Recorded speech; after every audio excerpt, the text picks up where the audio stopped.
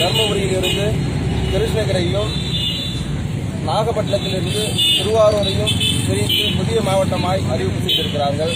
ஏதோ தெரியவில்லை, அடிப்படை காரணங்கள் ஏதும் இல்லை. இந்த மக்களுடைய அடிப்படை கோரிக்கைகள் நிறைவேற்றப்படவில்லை.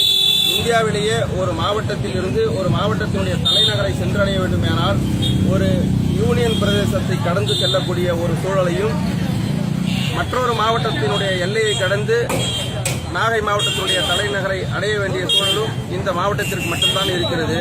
எனவே வெகுஜன அமைப்புகள், விவசாயிகள், மாணவர்கள், பல்வேறு அரசியல் இயக்கங்கள், வணிகர்களுடைய கோரிக்கைகளை ஏற்று உடனடியாக தமிழக அரசாங்கம் மயிலாடுதுறையை தலைமையிடமாக கொண்ட புதிய மாவட்டத்தை அறிவிப்பு செய்ய வேண்டும் என்ற வேண்டுகோளை விடுத்து, விடுதலை சிறுத்தைகளுடைய சார்பிலே ஆகஸ்ட் 5ஆம் தேதி மயிலாடுதுறையில் மாபெரும் மக்கள் பேரணியை நடத்துகின்றோம்.